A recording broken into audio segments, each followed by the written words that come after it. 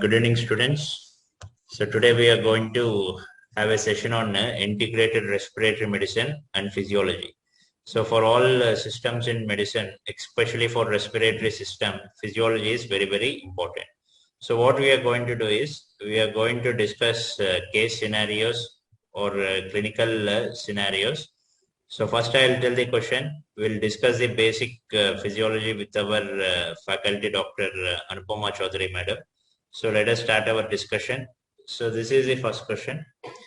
So there was a 68-year-old female, okay, so elderly female. She is presenting with shortness of breath. So she is not having any wheeze or cough. So she is already being treated for a connective tissue disorder called as SLE, and her PFT results are given below. So first of all, whenever they give you such a question regarding PFT, you should be knowing some basics of PFT. So first let us try to understand the question, what exactly they are expecting you to know in this question. So they have given so many parameters such as total lung capacity, residual volume, FVC. So FVC is forced vital capacity, FEV1, okay, forced expiratory volume at the end of first second, and FEV1 by FVC ratio. So there is a female, she is having some shortness of breath, and you have performed a pulmonary function test. And these are the results of the pulmonary function test. Now they are expecting you to know whether to call it as an obstructive lung disease or a restrictive lung disease, or is it a normal pattern with pulmonary hypertension. So for this, I would like to ask Anupama Madam to tell what are the basic spirometry parameters. So when do you call it as obstructive? When do you call it as restrictive? Yes, thank you, Dr. Bharath. And okay, so let me try and Bharath, Dr. Bharath, can you make me the host, please, so yes, that I can share? I have done it. All right, fine. Okay, so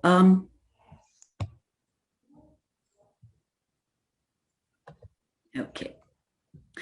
So as far as the obstructive and restrictive lung diseases are concerned, a lot of questions are asked on obstructive and restrictive. So we must have a very, very basic idea first about the obstructive and what are obstructive and restrictive lung diseases and how to distinguish between the two. So let's see this. Now, when I talk in terms of the obstructive lung disease and restrictive lung disease, the first is, let's have a look at the different volumes and capacities. Let's see the total lung capacity. Total lung capacity is increased in obstructive and reduced in the restrictive lung disease. When you look at the residual volume increased in obstructive lung disease, look at the forced vital capacity. Forced vital capacity is normal or decreased. The FEV1 by FVC ratio, this is reduced. I'm talking about the obstructive lung disease first. This is reduced. PEFR, peak expiratory flow rate, reduced. MEFR, mid expiratory flow rate, marked reduction. Diffusing capacity. Diffusing capacity is normal except in emphysema. So these are the basic values which we look at as far as obstructive lung disease is concerned. So total lung capacity increased, residual volume increased, forced vital capacity normal to decreased, FEV1 by FEVC ratio is reduced, PEFR. So basically, if you look at this, what is affected more in obstructive lung disease are the rates rather than the volumes. Rates, when I look at the rates is whenever you have time in the picture, that becomes a rate. Right? So if you look at this, FEV1 by FVC ratio, PEFR, MEFR, these are definitely reduced much more than the volumes. But when you look at restrictive lung disease now, obstructive lung disease, there is an obstruction to flow, therefore the rates are affected more than the volumes. In restrictive lung disease, there is a restriction in expansion. So what is going to be affected more in restrictive lung disease are the volumes rather than the rates. So in restrictive lung disease, we find that the total lung capacity reduced. Residual volume is reduced except in chest wall deformities. Chest wall deformities, like kyphosis, scoliosis, the residual volume may be increased. FEC is definitely reduced. FEV1 by FEVC ratio, normal to increased. PEFR, MEFR, not much affected. Definitely will be, these are lung disease conditions. There is going to be, but what I'm trying to highlight here is that the volumes are affected more than the rates. Whereas in obstructive lung disease, the rates are going to be affected more than the volumes. Now, as far as obstructive FEV1 by FEVC ratio, why is the ratio reduced? This is because the numerator here is affected more than the denominator. The reduction in obstructive lung disease, FEV1 per se is affected more as compared to the denominator, which is FEC. Therefore, the ratio shows you a reduction, is reduced. In restrictive lung disease, the denominator is affected more than the numerator. Therefore, the ratio may increase. So these are basic differences between obstructive and restrictive lung disease. Dr. Bharath, anything more that you would want me to add? Also, madam, you can also show the different curves that we see on a spirometry. So yes, obstructive yes, and restrictive. That will be great. Yes. So what I'll do is I'll start with the expiratory flow volume curve, not the loop first. I'll start with the expiratory flow volume curve. Now, when I need an expiratory flow volume curve, my instructions to the patient are that he has to take a maximum inspiration. He has to inflate his lungs maximally, and then he starts to breathe out forcefully and as fast as possible. Please remember, when you're measuring a rate, there is time in the picture. So your instructions to the patient are to breathe out forcefully and as fast as possible. He breathes out into a computerized spirometer, which is going to record his expiratory flow rate. So when you look at a flow volume curve, so I'm talking about first an expiratory flow volume curve, and then we'll talk about a loop. When you look at the expiratory flow volume curve, what you have on the x-axis and the y-axis. Now, on the x-axis, you have lung volume in liters. And on the y-axis, you have the flow rate. Now, flow rate can be in ml per second. It can be in liters per minute, right? The point is, it has to be per unit time. Rate means it has to be per unit time. Now, if you look at the x-axis, we've got lung volume on the x-axis. Now, a little difference between how physiologists record this curve and how clinicians do it is that on the x-axis, I've taken lung volume, yes, whereas there will be flow volume curves where you have the volume of air expired on the x-axis. That is also in liters. The shape of the curve is not going to be different. It is same in both the situations. But if you look at the values, now when I take lung volume, now this is an expiratory curve. So lung volume is going to reduce. So he goes from, in this maneuver, he goes from total lung capacity to residual volume. So that means if I take total lung capacity, let's say is about 6 liters. So 6, 5, 4, 3, 2, and 1. So from left to right, it is it's a decreasing lung volume because you're measuring an expiratory curve, right?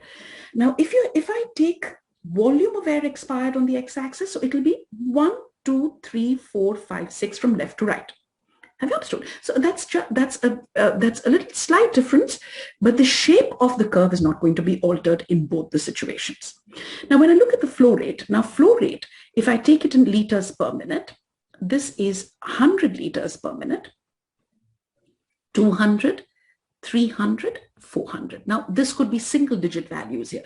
In that case, look at the units. I'm taking it in liters per minute. So you're getting these values as 100, 200, 300, 400, right? So this is literally flow rate or the speed with which the air is moving out of the lungs, right? So now when I ask him to take a maximum inspiration, his lung volume is a total lung capacity. Now I ask him to breathe out forcefully and as fast as possible, and the spirometer starts recording the flow rate. Now when the flow rate is being recorded, initially we find with effort, he's using effort to breathe out. So he's using his effort to breathe out. There is an increase in his expiratory flow rate. the flow rate increases from 100, 200, 300, reaches a maximum of 400. And thereafter, what do we find? Very interestingly, he's using force to breathe out, but the rate, instead of increasing, starts decreasing. So we find that the expiratory flow rate now starts to reduce. So this is your expiratory flow volume curve, right? Now, it started from total lung capacity, ended at residual volume. So what is going to be the width of this curve? In other words, what is total lung capacity minus residual volume? The width of this curve,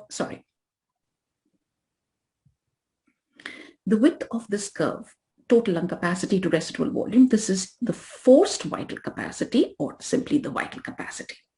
Now let's try and understand why is the shape of the curve like this. Now, this upstroke here, we call it an effort-dependent part of the flow volume curve. Effort-dependent part of the flow volume curve. Why do I call it an effort-dependent part? Effort-dependent part because he's using his effort to expire, and with increasing effort, there is also an increase in the flow rate. So this is the effort-dependent part of the flow volume curve. He touches a maximum of 400 liters per minute. So this is known as his PEFR, peak expiratory flow rate. So this was a question which was asked. Peak expiratory flow rate is effort dependent or effort independent? Now this is a effort dependent, right? More the effort, more the flow rate till it reaches a maximum, which is the peak expiratory flow rate. Now, when you look at the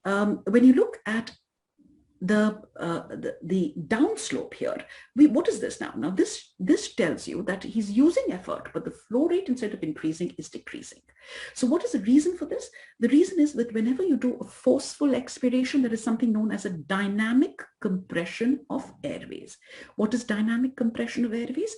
That the airways have a tendency to collapse. Yes. So if airways have a tendency, it's like if there is a plastic tube, water is flowing through that tube. If I put my foot on it, if I tend to cause a collapse of the pipe, what will happen to the flow rate? Flow rate will decrease. So this is what is known as an effort independent part of the flow volume curve. Effort independent part of the flow volume curve. Why effort independent? Because what is determining the flow rate in this part of the curve is not the effort, but the dynamic compression, or the tendency of the airways to collapse with forceful expiration. So this is effort dependent and effort independent part of the flow volume curve. Now, there is one more parameter which you talk about is MEFR. MEFR is a very sensitive indicator of early obstructive lung disease. Now, MEFR is also written as FEF 25 to 75%. MEFR is also forced expiratory flow rate between 25 to 75% of vital capacity. So when I look at the x-axis has got the forced vital capacity. So 25% of forced vital capacity, 50%, 75%. If I want to know what are the rates between 25 and 75% of vital capacity, I can extrapolate this to join the curve. These are the rates in 25 to 75% of the forced vital capacity, or FEF, forced expiratory flow rate between 25 and 75% of vital capacity. If you take an average of these rates, you get the mid expiratory flow rate. Now, so my next point here is MEFR. Is it effort dependent or effort independent? MEFR is effort independent. PEFR is effort dependent. So this is as far as your flow volume curve is concerned. Now, if I want a flow volume loop, now what are my instructions to the patient? Let's try and see this. If I want a flow volume loop, now in a flow volume loop, now we've got the flow rates on the x-axis. Sorry, we've got the flow rates on the y-axis, lung volume on the x-axis. He started from total lung capacity. So you've got flow rate here. He started his maneuver from total lung capacity, reached residual volume. The machine recorded the expiratory flow rates, effort dependent, PEFR, effort independent. This was expiration. Now, once he reaches residual volume, if I ask him to take a maximum inspiration, right? Now I ask him to take a maximum inspiration. That means now from residual volume, he has to inflate his lungs maximally, and now his lung volume will reach total lung capacity. Now the machine will record the inspiratory flow rates. So now when I see the inspiratory flow rates from residual volume, the inspiratory flow rates show you a uniform increase and a uniform decrease, and it reaches total lung capacity. Now this becomes a loop. The rates, the inspiratory, its inspiratory flow volume curve is more uniform as compared to the expiratory flow volume curve. The height of the inspiratory curve is almost the same as the expiratory curve, but now this is below the x-axis. But together they form a flow volume loop, right? So this is the normal flow volume loop. Now let's have a look at what is going to happen in obstructive lung disease and restrictive lung disease. Would you like to take the slide first, Dr. Bharath, and then I can tell them about the... Yes, madam. Yes, madam. I would like to take the algorithm. You can make me the host. Yes. I'll just make you the host. Do I have to do that now? Yes, madam. Okay, sorry. Yes. Okay. Okay. So you can unshare your screen, madam. Sorry. Yeah.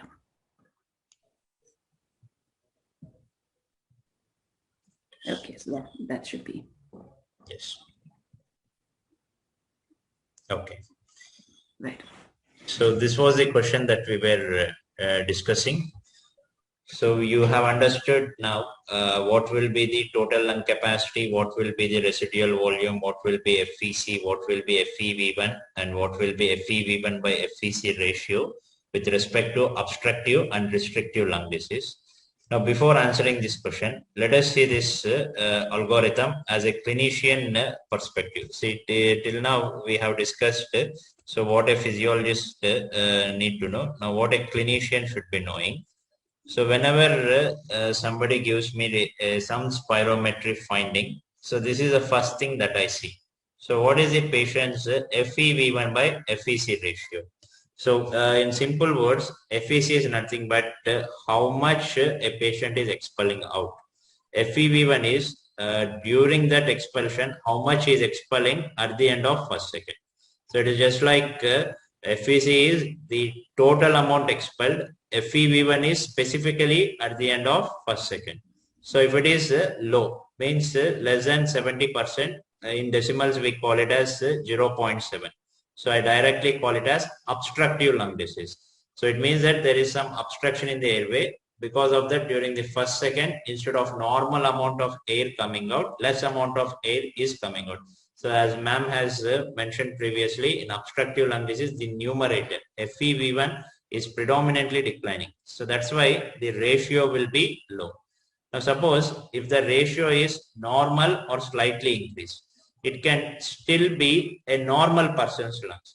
So a normal person's lungs, he can have normal FEV1 by FVC, or if he is an athlete, when compared to a normal individual, the things can change. So normal or increase can be seen in a normal individual, or it can also be a characteristic feature of restrictive lung disease. Now, on what basis you can differentiate a normal lung and restrictive lung disease? So here comes the common sense. In a normal person, his FVC will be definitely normal, his FEV1 will be normal. So whereas a restrictive lung, so how to understand this concept? If you take this water bottle, it is a normal person's lung and it will empty out a volume called as FVC. Whereas you can see this bottle, this sanitizer bottle, it is a small lung. Now if you see here, the amount of air going or water going into this bottle is less, amount coming out is also less. So definitely the amount emptying out will be less. So what is the amount that is getting emptied out? FVC. So here in a normal person's lung, everything will be normal. But in a restrictive lung disease, the denominator FVC will be predominantly declined. It can be less than 80% of predicted. And one more thing that you should know is always spirometry values are compared to normal values of that given age. So whenever I say a patient's FVC is 70% of predicted, it means when compared to normal person of that age, his FVC is only 70%. So if it is an obstructive lung disease, next thing what you need to do is you should give him a bronchodilator challenge. So bronchodilators such as salbutamol, and you should see after giving a bronchodilator whether his FEV1 is increasing by more than 12%. So this is called as bronchodilator reversibility. So can you tell me in which condition there is obstruction, and immediately if you give a bronchodilator there will be reversibility? So this condition you routinely see in the emergency department. If you treat it immediately, patient will have spontaneous relief. What is that condition? It is nothing but bronchial asthma. So in bronchial asthma, so there will be bronchodilator reversibility. So because it is some allergen mediated inflammation, it is only short-lived. If you give some bronchodilator, it will settle down. So there is another obstructive lung disease where even if you give bronchodilator, there will be no much response. So there will be a slight or a minimal amount of response. So the bronchodilator reversibility negative is seen in COPD and bronchiectasis. So again, with help of clinical features, I can easily differentiate COPD and bronchiectasis. Generally, COPD will be a smoking person. So bronchiectasis patient will be having features of some chronic infection. So purulent sputum, coarse crepitations and auscultation. That is very easy to differentiate clinically. But spirometry wise, asthma and COPD can be differentiated with an important test called as bronchodilator reversibility. So on this side, obstructive lung disease, after finding it as obstructive, you should know whether it is bronchodilator reversible or bronchodilator not completely reversible. Now coming to restrictive lung disease. So in restrictive lung disease, we have diseases where directly the lung parenchyma is involved. So for example, in fibrosis, what happens? Your lung, instead of having elastic tissue, is replaced by scar tissue, which is very, very hard. So for example, if you take a rubber band which is containing elastic tissue, it will stretch easily. But the same way, if you take a paper and try to stretch it, it will not stretch because it is a hard tissue. So fibrosis is nothing but scar tissue. Even when you get some injury here, you can see some hard scar tissue which will not stretch. Because it is not stretching properly, it cannot expand properly. It cannot hold air. In the same way, it cannot empty air. So because alveoli are directly involved, residual volume generally tends to be low in intrinsic restrictive lung disease. So direct involvement of lung parenchyma. It can be either fibrosis. In interstitial lung disease also, end result is fibrosis. All occupational lung diseases ultimately will land up in fibrosis. And coming to other type of restrictive lung disease, where your lung parenchyma is good, but something from the outside is not allowing your lung to expand. Either the chest wall is not allowing your lung to expand because of a deformity, or your respiratory muscles have become weak. So they are called as extrinsic restrictive lung disease. So here the lung parenchyma is not involved. So definitely still your alveoli can hold some air. So in extrinsic restrictive lung disease, so the residual volume can be variable. In some it can be normal, and in neuromuscular diseases it can be increased. So here we have kyphoscoliosis, neuromuscular disorders, diaphragmatic injury. So this is the basic classification. Now coming to the restrictive end, you should know whether it is intrinsic or extrinsic. So for your exam purpose, most commonly asked intrinsic restrictive lung disease will be either fibrosis or ILD. So this is the basic algorithm. Now let us see the previous question. Now you only should tell me the answer in this question by following this algorithm. So here what we have, so we came to know that patient is having SLE. So whenever a patient with connective tissue disorder is having some lung problem, so first thing is infection, because these connective tissue disorder patients will be using some steroids, so immunosuppression and infection. But here infection means generally there will be some fever, cough, but it is only shortness of breath. So then what is another lung complication with the connective tissue disorder? It can be interstitial lung disease.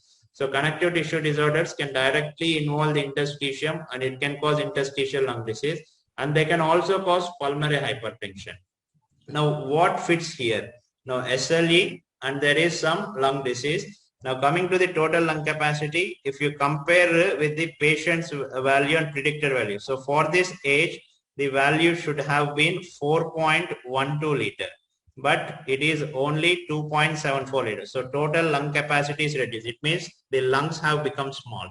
So, residual volume is also reduced. So, residual volume is reduced, total lung capacity is reduced. Now, if you see the most important FeV1 by FEC ratio. So for his age, the ratio should be 75.3, but it is 88.6. So it is normal to increase.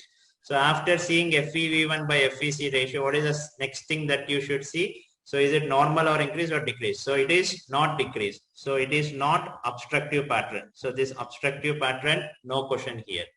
Now, is it restrictive pattern of ILD or respiratory muscle weakness? How to find out?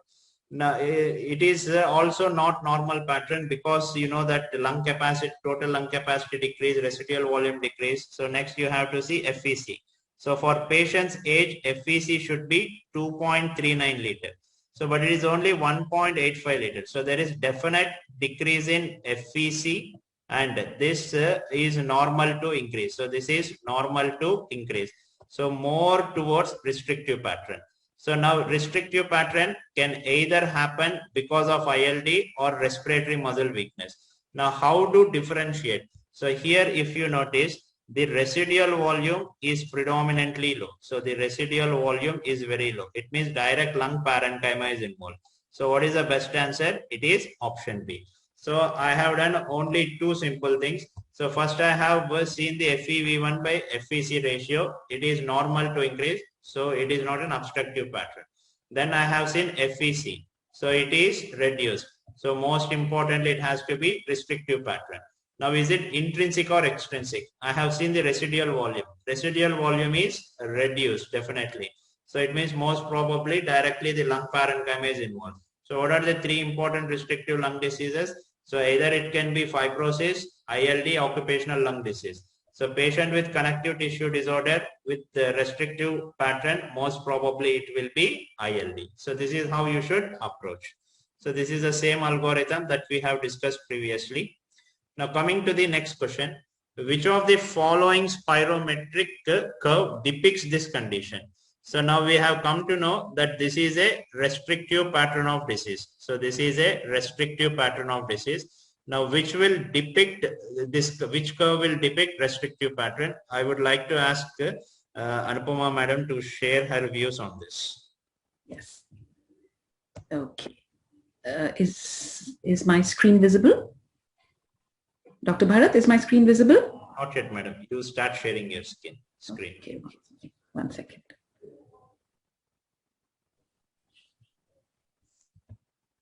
I made you the host. You can share. My screen. Is it visible now? Is it visible now, Dr. Bharath? No, madam. No, not yet. What is happening?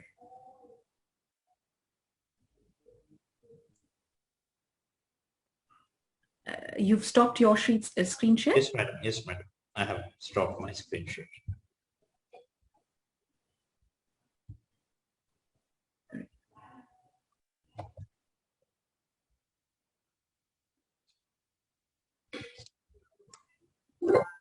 Can you see it now? No.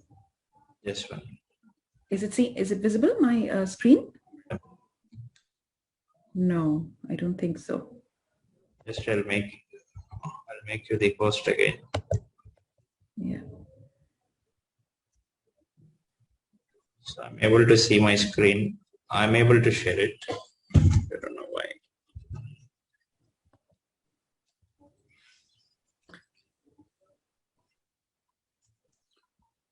Just one clarification, Dr. Bharath, and as far as the extrinsic causes are concerned, yes, even madam. in neuromuscular problems, we should say that the residual volume is increased.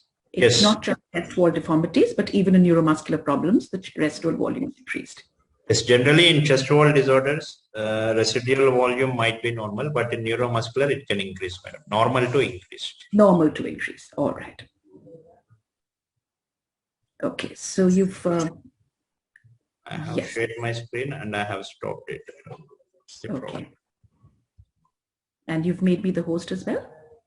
No, madam, I'm unable to make you the host now. Oh. I think.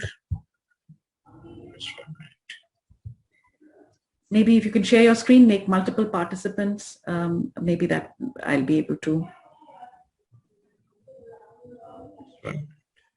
No? I have shared my screen. Okay. Let's see, let's take this, let's use this, right? Okay, we can see use your screen, right? And Dr. Bharath, so you've given these 4 options of the flow volume loops. And as far as the obstructive and restrictive patterns are concerned, now the important thing as far as the obstructive flow volume loop is concerned, or the expiratory flow volume curve. No, I'm only able to view your screen, not able to write on it. Just make it. So here that option is not there, madam. Oh. Okay, so maybe we can just, the diagram is there in front of you. So if you look at the option, A is of course, I think normal, seems to be a normal flow volume. Yes, loop. we can see there is good expiration and good inspiration. So this is the complete flow volume loop that you have discussed previously, madam. Yes. So if then, you look at the B option, yes. Yes, please continue, Dr. Bharath. I'm sorry.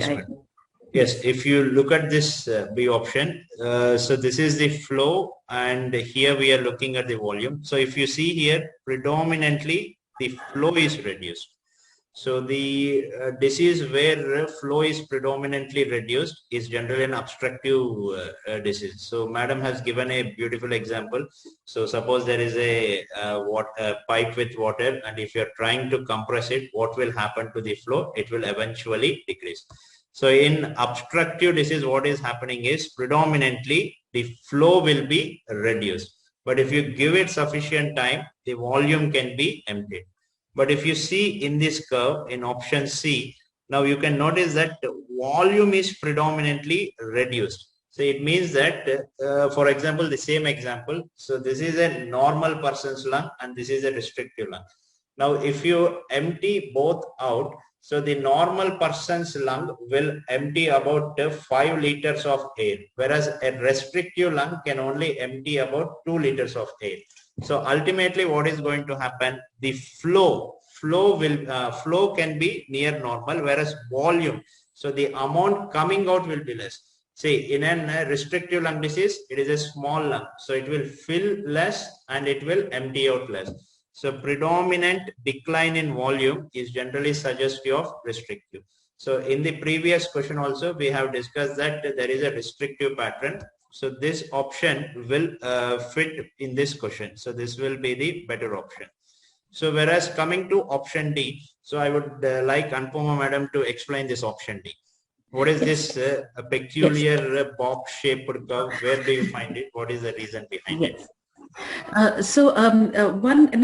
little bit to add over here, when you look at the loop, flow volume loop B, option B, so this is a scooped out curve. This is typically seen in obstructive lung disease. It's like when you take an ice cream scoop. So this is showing you that in expiration, because of early collapse of airways, it is a scooped out expiratory curve. Whereas if you look at the option C, it is a narrow curve. And again, why narrow? Because what is affected here? Volumes. Volumes affected are in a restrictive lung disease, restriction in lung expansion. So volume is going to be affected more. So it's a narrow curve. And in fact, sometimes it's also called curve lies within the normal curve. It's a narrow curve lying within the normal curve. So this is typically seen in restrictive lung disease. Now, if you look at the option D, now when you have large airway obstructions, this is what are the causes of large airway obstructions? Could be tumors, could be foreign bodies. Large airway obstruction could be extrathoracic, intrathoracic. They can be variable, they can be obstructive. Both extrathoracic, intrathoracic can be variable obstructions or intrathoracic fixed obstruction, sorry. Fixed or variable. Extrathoracic, intrathoracic, both can be fixed or variable. Now, what is extrathoracic? Extrathoracic means it has to be above the 6th tracheal ring. 6th tracheal ring at the angle of Louis. Above that would become extrathoracic. It can be fixed or variable. Intrathoracic, below the 6th tracheal ring. So that becomes, again, can be fixed or variable. Now, when you have a large airway obstruction, what is going to happen? Now, here the large airway is being affected, so the flow rates are severely affected. So you get these truncated curves, box pattern, truncated curve, flatten the curves. Both the expiratory and the inspiratory curves are going to be flattened. And will this individual be able to expand his lungs normally? No. So his total lung capacity will be reduced. What about his residual volume? Will he be able to empty out his lung normally? No. So his residual volume will be increased.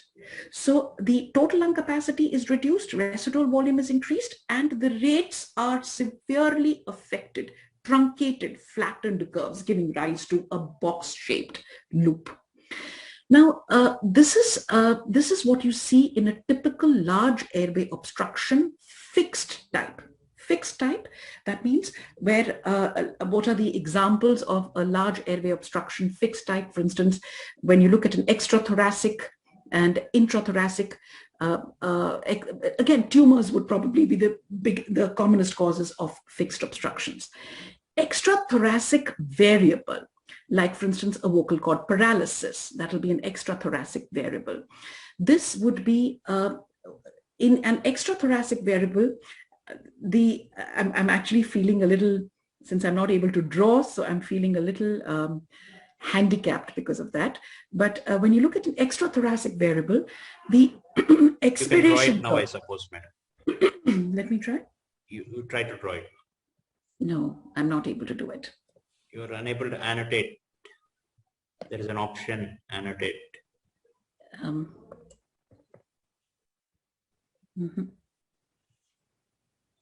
the top of your screen. Yes, options, view options, annotate, okay. Now you try it. I'll try that. All right. So in an extrathoracic variable, what is going to happen is, now this was extrathoracic or intrathoracic fixed type of obstruction where you get a box type.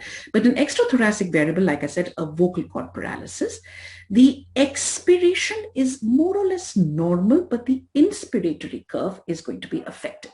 So how do I remember that? E for extrathoracic, E for expiration. So the expiratory curve is, of course, it cannot be absolutely normal, but it is more normal as compared to the inspiration is going to be largely affected.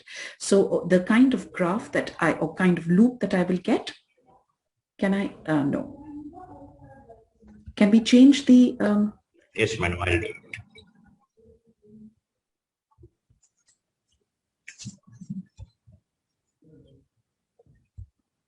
Yes. All right, so let me try and let me see if I can use this. No, sorry.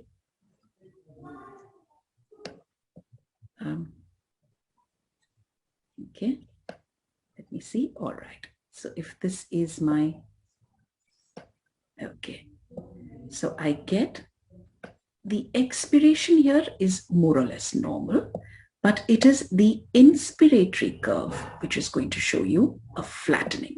So this is an extrathoracic variable obstruction, right? And if I look at an intrathoracic variable obstruction, that would be how, can you just change the slide? Can you just change the slide? Is that, sorry, or you can, no. Okay, let me try and make this once again. Let me make it once again. Okay, so when I look, no, sorry. Just 1 minute, I'll just.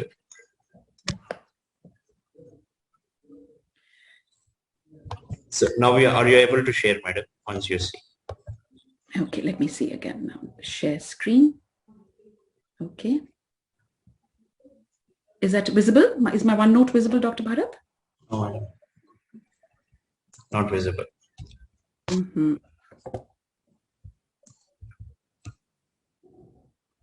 Why is this happening? No.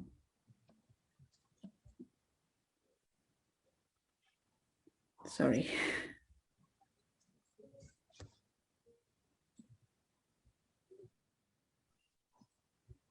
Can I share my screen only, madam? Yes, I think we'll have to do that. Yes. Yeah. Yes, ma'am. Okay. So so let's say annotate here. Okay. There you are. Let me try. So no.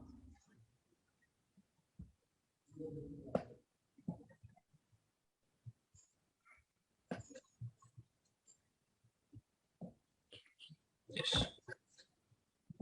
So in extrathoracic variable, we said the expiration is more or less normal, but the inspiratory curve is flattened. Yes. But if I look at an intrathoracic variable, for example, when there is an intrathoracic extension of a large goiter, now here the inspiratory curve is more or less normal. Yes. But the expiratory curve will be flattened, right? So this is what you see. This is extrathoracic variable. Yes. And that is the intrathoracic variable. But if it's a fixed type of obstruction, both the curves are going to be truncated or flattened. Yes. And this is the intrathoracic. Is that right? Is that okay? Intrathoracic variable. Maybe you can give them a few more options of, or a few more examples of extrathoracic. So extrathoracic generally, whenever there is some vocal cord palsy, or there is some goiter, or large tonsils, enlarged adenoids will have some extrathoracic variable obstruction. Whereas intrathoracic, there can be only expiratory collapse of trachea, such as tracheomalacia, some a tumor occluding the trachea. It's not complete occlusion, partial occlusion. So whereas fixed obstruction, it means it will be both during inspiration and expiration. So for example, a big foreign body in your trachea. And next important is after COVID, patients who are mechanically ventilated, they can also develop some subglottic stenosis. Stenosis, So, yes. So that is one of the common fixed obstruction that come to my OPD or emergency department. So patient might have been ventilated, mechanically ventilated for some respiratory failure. So after 1 month, there will be some fibrosis in that area. So because of that, there will be narrowing of his airway. So that generally happens beneath, at the subglottic area. So subglottic stenosis. So in those cases, you will get this box-shaped curve on spirometry. So in this question, we have discussed there is a restrictive lung disease. So the best answer will be option C. Yes. So coming to the next question. So there was a patient. Yes. Okay. So which of the following is most likely to have the breathing pattern? So now you can see in this image. So this was the breathing pattern given to you, and they're asking you to correlate with the clinical history of the patient. So there are 4 patients here, A, B, C, D, and they're asking you in which of the patient, you can see this breathing pattern.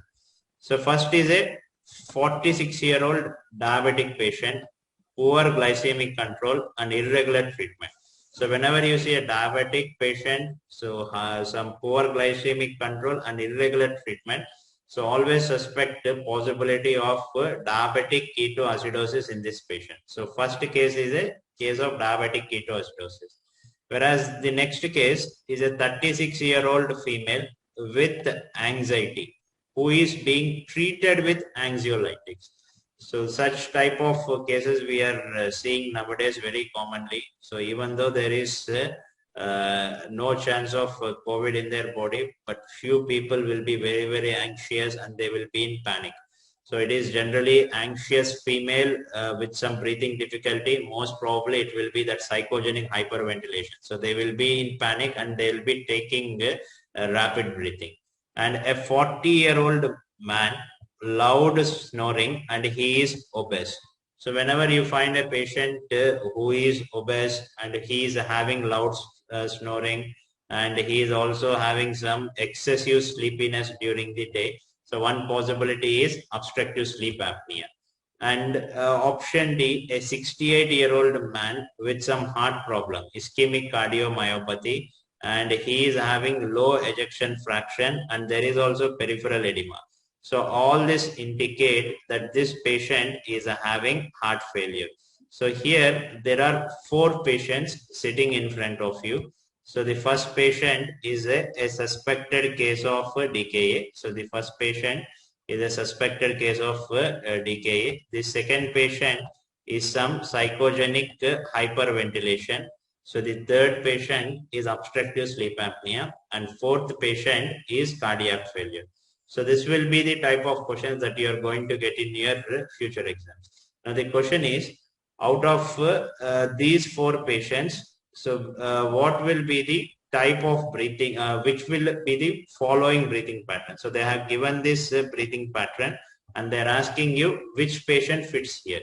So now I ask Anupama madam to give her insights on this breathing pattern that you see in this image. Yeah.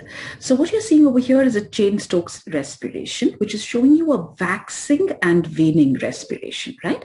So there is. You can see this here. So this is what madam mentions. So waxing, increasing in intensity and decreasing in intensity. So this is the classical waxing and waning. Yes, madam, continue. So this is called a spindle. It looks like a spindle. And in between these spindle type breathing patterns, you have periods of apnea. So this is typically what is known as Cheyne-Stokes respiration. So this area where there is no proper amplitude, so this is apnea. Apnea. So you could make a mistake, or you could sort of confuse it with Bharath's respiration. Now what happens in Bharath's is there are periods of hyperventilation and then interspersed with variable periods of apnea. So it is not waxing and waning type, right? It's not waxing and waning type. This is here in Bharath's, it's hyperventilation, apnea, hyperventilation, apnea. Whereas in Cheyne-Stokes, it's waxing and waning, spindle pattern, apnea, spindle, apnea. So this is how you will distinguish between Cheyne-Stokes and Bharath's breathing. So I hope students, you have seen here is what madam was explaining. So this is the classical Bharath's type of breathing. So here you can see areas of increased ventilation and apnea. So whereas this is the classical waxing, waning with apnea. So this is Cheyne-Stokes breathing. Madam, can you tell me the diseases where we see Bharath's breathing and Cheyne-Stokes breathing? So Bharath's breathing has got very poor prognosis. This is indicative of neuronal damage. This is generally when you look at, when I say but the patient has 1 foot in the grave. So here it is a poor prognosis, neuronal damage. Whereas when you look at Cheyne-Stokes, where do you see Cheyne-Stokes is typically seen in patients of cardiac failure and in head injuries. Now, why cardiac failure? Now, cardiac failure, the reason why you get a Cheyne-Stokes pattern is because there is a lag. There is a lag in the, there is a decrease in the blood flow rate, and there is a lag in the PCO2 levels in the pulmonary blood, as well as in the blood which surrounds the medullary chemoreceptors. So because of this lag, you get a waxing and waning pattern. If you look at the first option is of course a pneumopnea. The second one, where you see only a hyperventilation, increase in the rate and depth of ventilation, this is typically called Kussmaul's. Kussmaul's is any condition which is causing acidosis. Anything which causes acidosis will result in Kussmaul's. Now, What happens why is there a hyperventilation? So acidosis. Now acidosis, this could be because of volatile acids or fixed acids. Now volatile acids is basically CO2 retention. CO2 is a volatile acid. So CO2 fixed volatile acids will affect both the peripheral as well as the central chemoreceptors. But fixed acids, for example, lactic acid or salicylic acid, these are fixed acids. They will affect only the peripheral chemoreceptors. They do not affect the central chemoreceptors. But either way, whether it's fixed acids or volatile acids, they are affecting your chemoreceptors. And when the chemoreceptors are stimulated, there is increase in the rate and depth of ventilation. So what are the conditions which can give the Kussmaul's pattern? I have a very simple mnemonic to remember this. K stands for ketoacidosis, diabetic ketoacidosis, U, uremia, S, salicylate poisoning. The second S is sepsis. The second U, I don't have anything for that. M is methanol poisoning, A, aldehyde poisoning, L, lactic acidosis. So simple. And basically, any condition producing acidosis will result in whether this acidosis is because of volatile acids, CO2 retention, or because of fixed acids, lactic acidosis or salicylate poisoning. Either way, it is going to affect the chemoreceptors, increase the rate and depth of ventilation. So Kussmaul's is typically seen in patients with acidosis. Option C, Bharath's breathing, hyperventilation, apnea, poor prognosis, neuronal damage. Option D is spindles, waxing waning respiration, apnea, spindle, apnea. This is typically seen in cardiac failure and head injuries. Now, if you see in the previous question, so we can see classical waxing and waning pattern. So this is nothing but the classical Cheyne-Stokes breathing. So out of these patients, which patient can have Cheyne-Stokes breathing? So your direct answer should be a patient with cardiac failure. So ischemic cardiomyopathy and peripheral edema. So whereas if you see the option 1, so this patient is having chances of diabetic ketoacidosis. So he might be having Kussmaul's breathing. So whereas option C, it is suggestive of obstructive sleep apnea, which requires polysomnography for confirmation. Option B, it can be some psychogenic hyperventilation. So here you can see a Cheyne-Stokes breathing in the given diagram, and that is probably happening in a patient with cardiac failure. So before we conclude, we should also know some polysomnography findings. So they can give you a polysomnography like this. So instead of EEG, EOG, so most important for a respiratory physician is the airflow. So how the air is flowing and also the respiratory movements. So how the chest wall and abdomen is moving. So if you see in the first image, so at some point of time, there is no airflow and also the movements have decreased. So it means that in this condition, there is a point where there is no movements of the chest and where there is no airflow.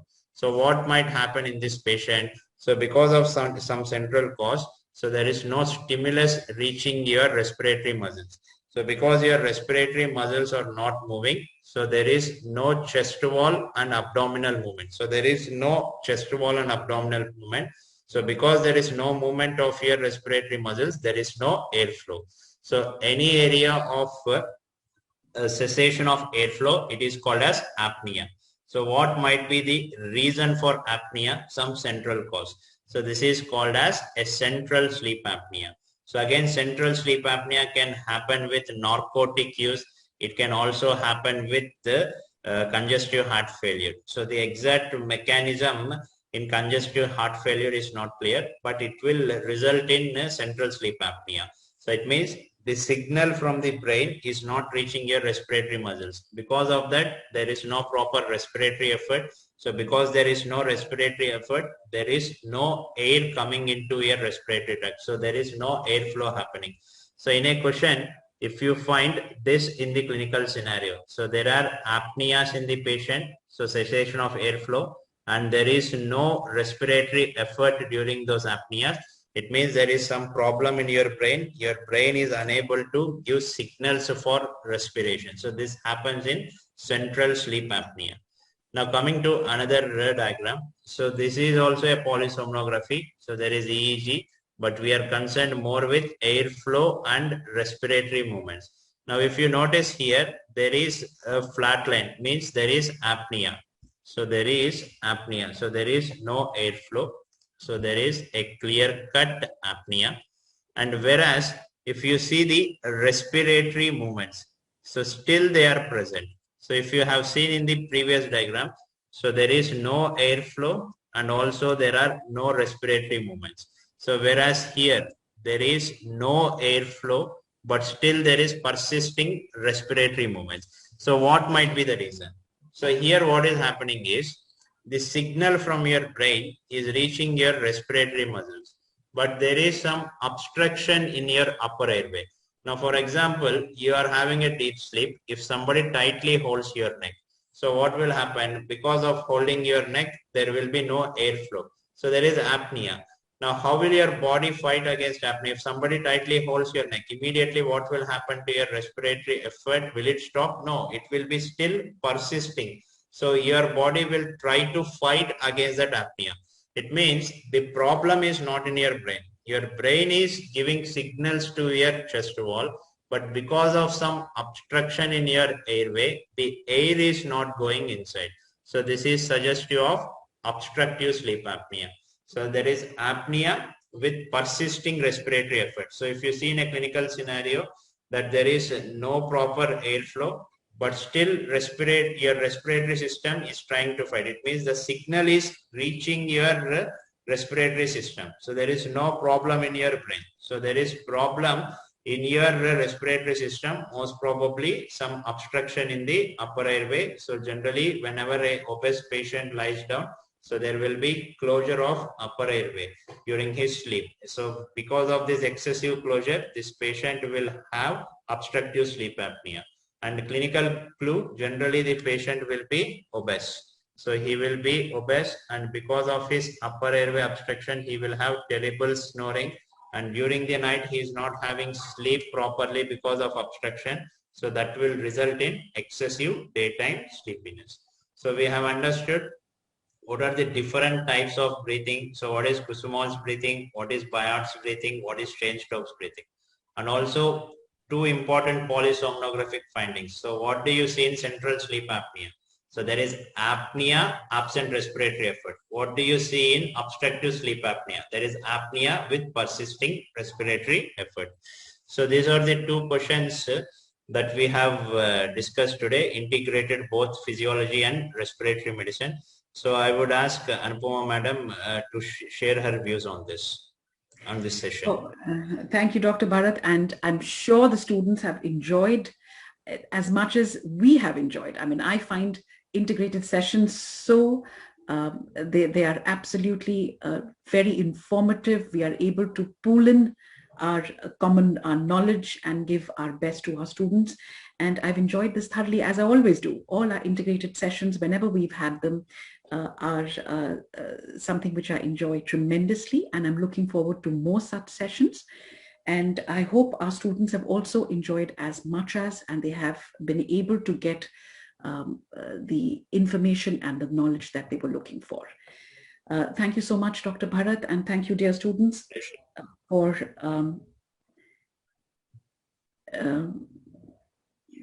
this integrated session.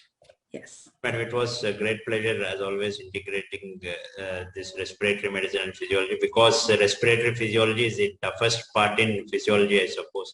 Because yes, once we understand the physiology, it will be very easy to deal a patient and treat him ultimately. Absolutely, absolutely correct. So absolutely. I ask all the students to be very safe in this COVID pandemic. So you know that your NEET exam has been postponed. So this is a once in a lifetime situation. So don't lose hope. So continue your efforts. So stay safe, everybody. Take care.